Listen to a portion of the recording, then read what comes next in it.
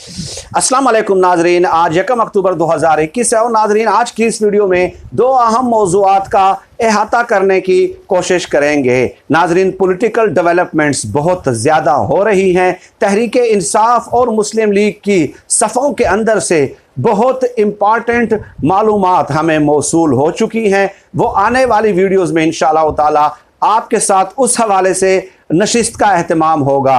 लेकिन आज का दिन मैंने खुसूसी तौर पे मुख्तस किया है कि चंद लोगों के साथ दो दो हाथ कर लिया जाए। नाजरीन, पहली खबर की जाने बढ़ते हैं। हिना परवेज़ भट्ट के नाम से तो यकीनन आप वाकिफ़ होंगे। जब वो सुबह उठती हैं तो उनका सबसे पहला काम ये होता है कि मरियम नवाज़ की वेल ड्रेस्ड तस्वीर अपने ट्विटर पे लगाती हैं। तो कभी वो लिखती हैं कि मुस्तकबिल की वज़ीर आज़म और कभी लिखती हैं कि स्टाइलिश क्वीन। चुनांचे उन्होंने एक हरकत ऐसी की कि मरियम नवाज़ की वेल ड्रेस्ड तस्वीर शेयर करके और उसके साथ स्टाइलिश क्वीन लिख दिया। इस पे सीनियर सहाफ़ी आमिर मतीन साहब, जो कि मेरे लिए उस्तादों का दर्जा रखते हैं, उन्होंने हिना परवेज़ भट्ट को जो है ना औकात याद दिलाने की कोशिश की कि आपको इस तरह खुशामद के ज़रिए पार्टी के अंदर अपना मकाम नहीं बनाना चाहिए। आमिर मतीन साहब ने यह तो नहीं कहा, लेकिन जो उनके ट्वीट का मफहूम है वो मैं आपकी खिदमत में पेश कर रहा हूँ। आमिर मतीन साहब ने क्या कहा है मुख्तसरन मैं आपके सामने पेश कर रहा हूँ। एहतराम के साथ आप मरियम नवाज शरीफ की ऐसी तस्वीर शेयर करके और उन्हें मलका या शहजादी करार देकर उनकी बतौर मॉडल ब्रांडिंग नहीं कर रही। आपकी मुस्तकबिल की वज़ीर आज़म को सियासी जहानत के साथ प्रोमोट किया जाना चाहिए, न कि उनके ब्रांडेड कपड़ों और जूतों के साथ। ये शहजादी का ब्रांड मरियम नवाज के वोट को इज्जत दो के नारे के साथ नहीं जचता और ऐसी प्रोमोशन उन्हें सियासी मैदान में किसी भी किस्म का फ़ायदा नहीं देगी, क्योंकि बेनज़ीर भुट्टो का मकाम उनकी जहानत की वजह से था, उनकी बेमिसाल खूबसूरती की वजह से नहीं था। यानी यहाँ पे समझने वालों के लिए बहुत कुछ इस ट्वीट में मौजूद है कि आप रोज़ाना मरियम नवाज़ की प्रमोशन ऐसी कर रही हैं कि जैसे एक मॉडल हो। तो आपको प्रमोशन करनी चाहिए उनकी सियासी जहानत की वजह से कि उनकी सियासी जहानत क्या है, यानी उनकी कंटिन्यूअस और जेन्युइन स्ट्रगल क्या है, उनकी सियासी बसीरत क्या है, सियासी तजर्बा क्या है। तो ये तमाम तर चीज़ें आपको आवाम के सामने पेश करनी चाहिए, न कि उनके जो कपड़े हैं, जो जूते हैं, वो आपको उनकी तशहीर से बाज आ जाना चाहिए। अब आमिर मतीन साहब मेरे उस्ताद हैं, तो मेरी गुजारिश है कि अगर उनकी कोई सियासी जुद्दोजहद होगी, सियासी तजर्बा होगा, सियासी बसीरत होगी, कंटिन्यूअस एंड जेन्युइन स्ट्रगल होगी, तो वो प्रमोशन करेंगी ना। तो जो जिस चीज़ में उनको मलका हासिल है, महारत हासिल है, तो वही वो प्रमोशन करने की जो है ना वो कोशिश कर रही हैं। और इस तरह खुशामद और चापलूसी करके इस तरह के लोग अपनी पार्टियों में मकाम बनाने की कोशिश करते हैं। ये एक अलमिया है और इस पे मैं दर्जनों वाक़यात पेश कर सकता हूँ कि किस तरह खुशामद और चापलूसी करने वालों को मरियम नवाज़ पसंद करती हैं और अपने इर्द गिर्द उन लोगों का रहना, ऐसे लोगों का रहना जो खुशामद और चापलूसी से काम लेते हैं, मरियम नवाज़ का पसंदीदा मशगला है। और फिर सवाल ये है कि उनके सियासी बसीरत और सियासी तजर्बे पे क्या बात कर सकता है कोई। सिर्फ उनके लिए जो प्लस पॉइंट है वो यही है कि वो नवाज शरीफ साहब की बेटी हैं, सिर्फ नवाज शरीफ साहब की बेटी हैं।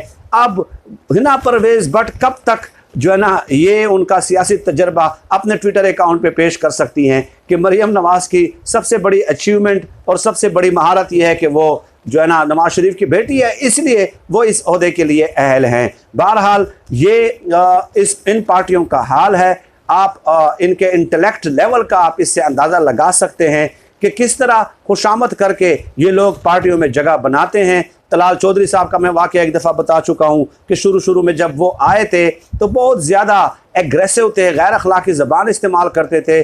चुनांचे मरियम नवाज़ ने 2015 की बात है, जाती उमरा में तलाल चौधरी को बुला के ख्वाजा आसिफ, एहसन इकबाल, साद रफ़ीक, इन सब लोगों से कहा, परवेज़ रशीद, के तलाल चौधरी के लिए क्लैपिंग की जाए क्योंकि वो गैर अखलाकी ज़बान ज़्यादा इस्तेमाल करते हैं। तो इस तरह के लोगों के लिए आप क्लैपिंग करवाती हैं और किन लोगों से ख्वाजा आसिफ, एहसन इकबाल और साद रफ़ीक और परवेज़ रशीद लोगों से बेशक हमारा उनके साथ इख्तिलाफ है, लेकिन तलाल चौधरी से तो उनका सियासी कद काठ बहुत ज़्यादा बड़ा है। तो इसलिए उनकी देखा देखी हिना परवेज़ भट्ट ने भी ये काम शुरू कर दिए हैं। लेकिन बहरहाल आमिर मतीन साहब ने दुरुस्त पैराए में जवाब दिया है और ये बताने की कोशिश की है कि आप अगर सिर्फ उनके ड्रेसेस पे इक्तफ़ा कर रही हैं, उनके शूज़ पे, उनके जूतों पे अगर आप इक्तफ़ा कर रही हैं और उनकी प्रमोशन कर रही हैं, तो दूसरी तरफ आप ये तस्लीम कर लेती हैं कि उनके अंदर कोई ऐसी सियासी तौर पे सियासी जहानत मौजूद नहीं है, ना ही कोई सियासी बसीरत उनको हासिल है। तो इसलिए आप इन्हीं चीज़ों पे इक्तफ़ा कर रही हैं। अब नाज़रीन दूसरे टॉपिक की तरफ आ जाते हैं और वो है रिजवान रज़ी साहब जो हैं, अल मारूफ रज़ी दादा। तो उन्होंने अपने यूट्यूब चैनल पे या किसी के साथ बैठ के वो वीडियो मैंने पूरी देखी है, बहुत शदीद तरीन तनकीद की है मुज़म्मिल असलम पे, जो कि माहिर मईशत हैं और इमरान खान साहब के माशी पॉलिसियों की वो तारीफ़ करते हैं। तो एक तो उन्हें शदीद तनकीद का निशाना बनाया है। डेफिनेटली रिजवान रज़ी साहब, अगर आपके पास उनसे ज़्यादा बेहतर मालूमात हैं और फैक्ट्स एंड फिगर्स हैं तो आप बिल्कुल इख्तिलाफ़ कर सकते हैं भाई, कोई हरफ आखिर तो नहीं होता किसी का तज्जिया या तबसरा। लेकिन उन्होंने मुज़म्मिल असलम को पागल कह दिया, जाहिल कह दिया और उसके बाद पूरे जो पीटीआई के जो सपोर्टर्स हैं, वोटर्स हैं, जो हिमायती हैं, उनके लिए जो लफ्ज़ इस्तेमाल किया कि जाहिलिया, यूतिया, के यानी कि यूतिया जितने भी हैं वो सारे के सारे जाहिल हैं, वो अकल से फारिग हैं। सब के सब जितने भी इनके वोटर्स और सपोर्टर्स हैं, जितने भी इनके वफादार और हिमायती हैं जो इमरान खान साहब को पसंद करते हैं, तो वो सारे एक कौम से ताल्लुक़ रखते हैं और वो है जाहिल कौम।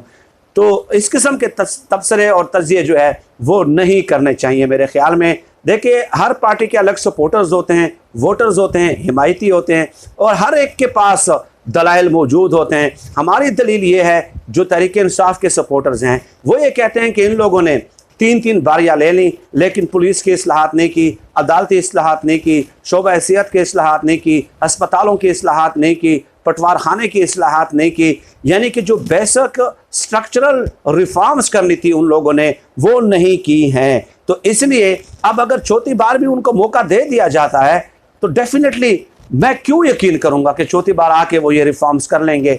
अब इमरान खान साहब ने गुज़श्ता 3 सालों में गो के ये रिफॉर्म्स नहीं की हैं, लेकिन 5 साल आईनी मुद्दत है, 5 साल गुजरने दें। अगर इमरान खान साहब भी कोई काम नहीं करते, स्ट्रक्चरल रिफॉर्म्स नहीं करते, तो अवाम भाई मुस्तरद कर देगी, कोई और लीडर आ जाएगा या जिसको भी वो वोट देना चाहेगी। तो हर एक के पास दलाइल हैं, मेरे पास दलाइल ये है कि 3 बारियाँ लेके भी उन्होंने ये बेसिक स्ट्रक्चरल रिफॉर्म्स नहीं की, तो मैं चौथी बार उन पर एतबार क्यों करूं। तो इस बुनियाद पर आप किसी को जाहिल कहते हैं कि जाहिल कौम से ताल्लुक़ रखते हैं तहरीक इंसाफ के वोटर्स और सपोर्टर्स। मेरे ख्याल में रज़ी दादा के लिए, रिजवान रज़ी के लिए ये कतई तौर पे इस किस्म के अल्फाज का इस्तेमाल नहीं करना चाहिए। आपका अपना पॉलिटिकल व्यू है, you have the right to express your own opinion, ये आपका राइट है, लेकिन अखलाक के और तहजीब के दायरे में आपको दलील के साथ पीटीआई के सपोर्टर्स का और पीटीआई के सपोर्टर्स को आपका जो दलील है वो दलील के साथ उनको रद्द करनी चाहिए। नाज़रीन, फिर वक्त आज की इस वीडियो में इतना ही। इंशाअल्लाह ताला आने वाली वीडियोज़ में मज़ीद पॉलिटिकल जो डेवलपमेंट्स हो रही हैं, जो सियासी हलचल हो रही हैं, जो सियासी माहौल गर्म हो चुका है, उस हवाले से आपके साथ तफसीलात शेयर करेंगे। फिर वक्त इतना ही। पाकिस्तान जिंदाबाद। अल्लाह हाफिज़।